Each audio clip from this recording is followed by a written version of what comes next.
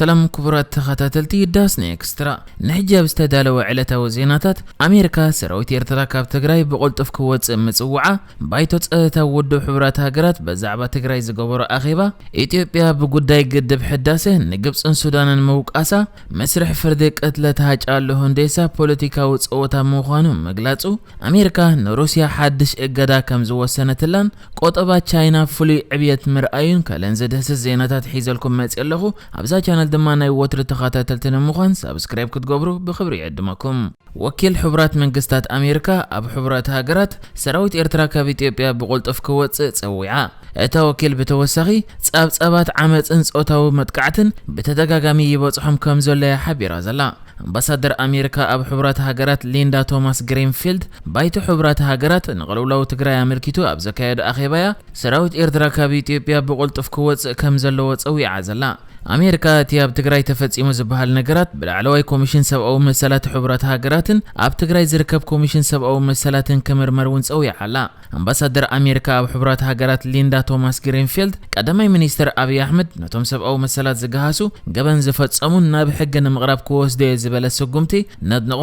ኤርትራውን ተመሳሳሊ ተበግሶ ክትወስድ ኣለዋ ሰራዊት ኤርትራ ካብ ኢትዮጵያ ትግራይ ካብ ብቁልጥፍ ክወጽእ ያጻውዒት ኣቕሪባ ዘላ እዚ ከምዚኢሉን ከሎ ከዓ ኣብቲ ባይቶ ጸይታ ውድብ ሕቡራት ሃገራት ንጉዳይ ትግራይ አልዒሉ ዝገበሮ ኣኼባ ሓላፊ ሰብአዊ ጉዳያት ውድብ ሕቡራት ሃገራት ዝኾነ ማርክ ሎውኮክ መግለጺ ሂቡ ነይሩ ማርክ ሎውኮክ ኣብቲ ዝሃቦ መግለጺ ካብ 4.5 ሚልዮን ከሳብ 6 ሚልዮን ማለት ዳርጋ ሙሉእ ህዝቢ ትግራይ ሰብአዊ ሓገዝ ከም ዘድልዮ እቲ ሰብአዊ ሓገዝ ዘድልዮ ከዓ ብመንግስቲ ከሳብ 91 ሚእታዊት ካብ ህዝቢ ትግራይ ከም ዝኾነ ከም ዝግመት በመግለጺኡ እዚ ሕጂ ዘሎ ኩነታት መጠንቀቕታ ዝሰድድ ክኸውን ኣለዎ ምኽንያቱ ስጉምቲ እንድሕር ዘይተወሲዱ ከመጽእ ዝኽእል ሕማቕ ኩነታት ምልክት ይክብል እንከሎ ነጥሜት ከም መሳርሒ ውግእ ምጥቃም ከዓ ገበናት ኩናት ከም ዝኾነ ተዛሪቡ ማርክ ሎውኮክ ቀጺሉ ኣብ ትግራይ ዝርከቡ ናይ ሰብአዊ ረድኤት ትካላት ከምኡ ድማ ናይ ውድብ ሕቡራት ሃገራት ልኡኻት ዘይከምቲ ቀዳማይ ሚኒስተር አብይ አሕመድ ዝበሎ መውጻእ ሰራዊት ኤርትራ ዘመልክት ዝኾነ ይኹን ምልክት የለን ክብል ተዛሪቡ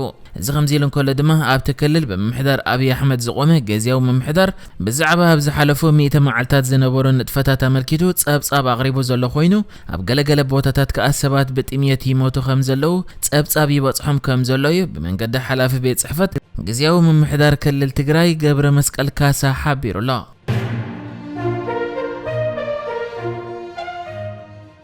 زحلف عمد قتلته سعيبو حيال هزبه وتقاومه كلعال ترأي زنبره اب ኢትዮጵያ ኣብ ናይ ኦሮሞ ሕብረተሰብ ሓደ ካብ ጸለው ተሰባት ዝነበረ ድምጻዊ ሃጫሉ ህንዴሳ በዝምልከት ዝካየድ ዘሎ መስርሕ ፍርዲ በስድራ ቤት እቲ ድምጻዊ ተቃውሞ ገጢሞላ ንሃጫሉ ህንዴሳ ስድራ ቤቱ እቲ ድሕሪ ቅትለት ወደም ዝካየድ ዘሎ መስርሕ ፍርዲ ፖለቲካዊ ጸወታ ኮይኑ ከም ዘሎ በመዝራብ ንሶም መስርሕ ፍርዲ ቅትለት ወደም ናብ መጋባእያ ከይኣቶ ምኽልካሎምን ካልእ ስጉምታትን ይወሰደሎም ከም ዘሎ እዮም ዝኸሱ እዚ ይኹን እምበር መስርሕ ፍርዲ ቅትለት እቲ ድምጻዊ ዝካተተል ዘሎ ቤት ፍርዲ እቲ መስርሕ ሕገ መንግስቲ ተሃገር ብዘኽብር መልክዕ ይፍጸም ከም ዘሎ ተዛሪቡ ከም ዝፍለጥ ከሳብ ሕጂ ብቅትለት ድምጻዊ ሃጫሉ ህንዴሳ 4 ጥርጥራት ኣብ ትሕቲ ቀይደ ዝኣተው ኮይኖም ካብኦም እቲ ሓንቲ ጓል ንስተይቲ በናጻ ክትፍታሕን ከላ እቲ ካልኣይ ብ10,000 ብር ዋሕስ ይወጽዩ እቶም ዝተረፉ ክልተ ከዓ ነቲ ተኸሲሶምሉ ዘለዉ ገበን ክከላኸሉ ዕድል ተዋሂቦም ኣሎ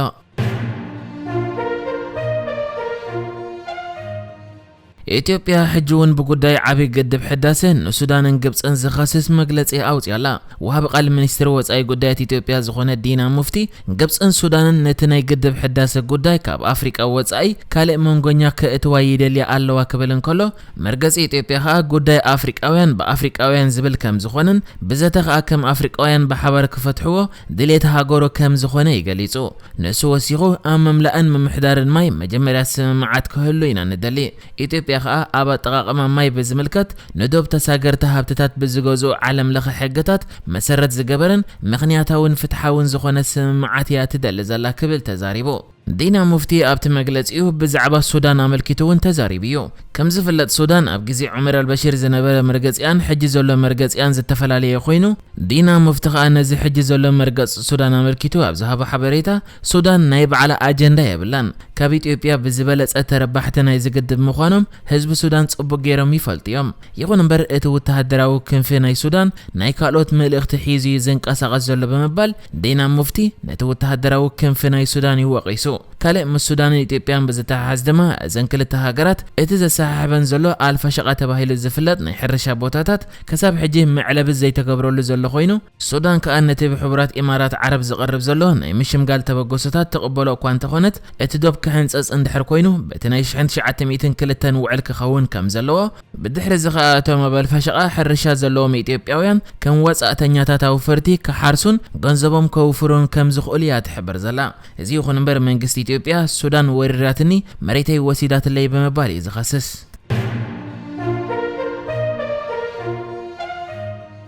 روسيا ناي مربب ويدما سايبر متقعته كم زكايدت زخصصه ممحدار جو بايدن هاغور امريكا بلعل روسيا حدش اقاداتات كم زنبرات افليتو اتي اقاداتات روسيا اوصاي هاغرات نتغبرت تصباي نتفتات نمكتا زعلمن ابغله سبسلطان منغستن تكالاتن زتكور مخانو بيت صحفت بريزيدنت امريكا وايت هاوس حبيرو احدو سليا روسيا بدحرتي ابز حلف عمد زغاطمه سولار ويندس زتسميه تغبرات سرسرا منبارومن موسكو امرጫ 2020 ناي امريكا ايدا كم زأتوتن ات مجلس اون وسيخ حبير الله اتا نتكستات تنصق روسيا بوغنا تمساسال قبر ملسك كتهب مخانا اتنقيقا زلا خوينا ات اقاداتات كأ بحموس بوغع تغليصو بريزيدنت جو بايدن ون كتامو امبير الله ابز اوان امونغو روسيان امريكان زلو زمدنا ان حرف في يمص زلو خوينو ابز حلف ورحقا امريكا مسم منراز روسياو تقاوم بوليتيكانيا اليكس نافالني بزتاساسر نشوعت سبسلطان روسيان بركت زبولت تكالات منغستن علامه زغبرت كوينا روسيا جنانة تكبر كم زي وعلى تزارب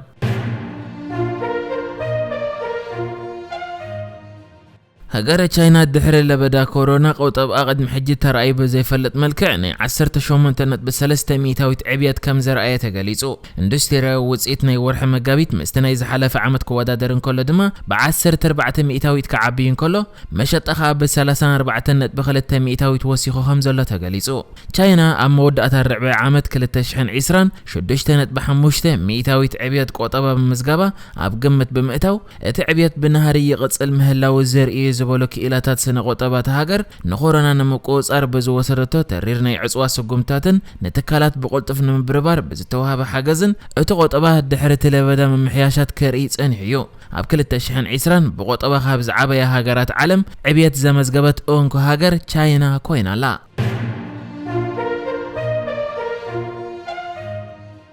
بدكتور تيدروس أدحانم زمرح ودب تعنا علم قبل شجاران تنبخون قبر موسخ هيوت نمدحانن ببليونات دولارات زقصر جنزب نمهولالن زحجز بلوص أجابب كم زخونة تزاريبو ودب تعنا علم مستنبخو بزت أساسر بزقات أجمات تعنا أستاد شو 1 مليون سبات أبزي عدم يوم كم زموت زجلس أخوينو هجرات كأن نزموتن كسران نمكلخال زكا ألن كجبرا كومدما إزم موسخ قبري كان فتح كريا يتسوي عزلا كم زفلت بسنك متكاخ شجاران تنبخون نقطة بعلم حادنت ب4 تريليون دولار كسرة زسعب كوينو ودبت عنا علم كأحانس أست بوليسن كالوتن أبنفس وكف هاجرات كبيت بوليس الجبر نختك بريوز أو عيت أغرب وزركب